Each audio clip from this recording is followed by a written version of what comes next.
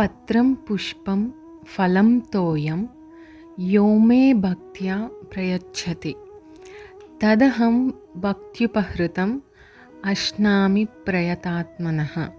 దీనికి అర్థం ఏమిటంటే, నాకు ఎవరైనా భక్తితో ఒక ఆకు కానీ, ఒక పువ్వు కానీ, ఒక పండు కానీ, లేదా నీరైనా కానీ సమర్పిస్తే, ఆ స్వచ్ఛమైన మనసు గల నా భక్తునిచే ప్రేమతో ఇచ్చిన దాన్ని నేను సంతోషంగా స్వీకరిస్తాను అని దాని యొక్క అర్థం. అందరికీ నమస్కారం.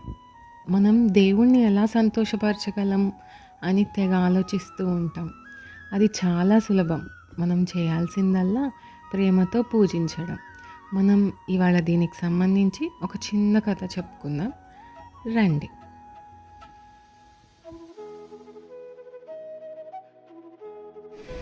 ఇవాల్టి కథ ఏంటంటే, ఒకరోజు శ్రీకృష్ణుడు హస్తినాపురానికి వెళ్తాడు.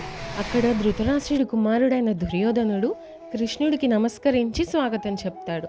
గోవింద, దయచేసి మీకు భోజనం పెట్టే అవకాశాన్ని మాకు ఇవ్వండి అని దుర్యోధనుడు అడుగుతాడు. అప్పుడు కృష్ణుడు, యువరాజా, నేను మీ ఆహ్వానాన్ని ఒప్పుకోలేను అని సమాధానం చెప్తాడు. దుర్యోధనుడు కోపంతో రగిలిపోయాడు.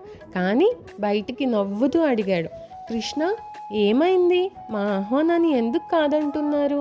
మేము మీకు పాండవులలాగా సన్నిహితులం కాదా అని అడుగుతాడు. దానికి కృష్ణుడి సమాధానం ఏమిటంటే, మనం ప్రేమతో వడ్డించే వారి దగ్గరే భోజనం చేయడం ఉత్తమం. నాకు తెలుసు మీకు నా పట్ల ప్రేమ లేదని, కాబట్టి నేను మీతో కలిసి భోజనం చేయలేను అని అన్నాడు కృష్ణుడు. అందుకని నేను మీ చిన్ననాన్న అయిన విదురతో ఉండాలని అనుకుంటున్నాను అని దుర్యోధనుడితో చెప్పి కృష్ణుడు బయలుదేరాడు. విదురుడు పాండవుల్ని చాలాసార్లు కష్టాల నుండి కాపాడాడు. ఆయన మనసు చాలా స్వచ్ఛమైనది అని అంటాడు కృష్ణుడు. కృష్ణుడికి విదుర యొక్క నిజాయితీ, భక్తి చాలా నచ్చింది. విదురుడు కృష్ణుడిని తన ఇంటికి తీసుకొని వెళ్ళి ఆయనని పైన కూర్చోపెట్టి విదురుడు కింద కూర్చుంటాడు. కృష్ణుడిని చూస్తూ ఆయన అందానికి ఆశ్చర్యపోయి అరటిపండు ఒలిచి పైన తొక్క కృష్ణుడికి తినమని ఇస్తాడు. కృష్ణుడు అది గమనించినప్పటికీ మనస్ఫూర్తిగా తినేస్తాడు. కాసేపటి తరువాత విదురుడికి అర్థమయ్యింది. అయ్యో, నేను మీకు పండు పెట్టకుండా పైన తొక్క పెట్టానా అని చాలా కుమిలిపోతాడు. కానీ కృష్ణుడు విదుర యొక్క ప్రేమకి ముగ్ధుడైపోయి హాయిగా తినేస్తాడు, చాలా సంతోషిస్తాడు. మనం దేవుడికి ఇచ్చే ఏదైనా ప్రేమతో ఇస్తే దేవుడి మనసు గెలిచినట్టే. అలాగే ఎంత విలువైన కానుకిచ్చినా ప్రేమ లేకపోతే దేవుణ్ణి సంతోషపెట్టలేము. మీకు ఈ కథ నచ్చిందని అనుకుంటున్నాను.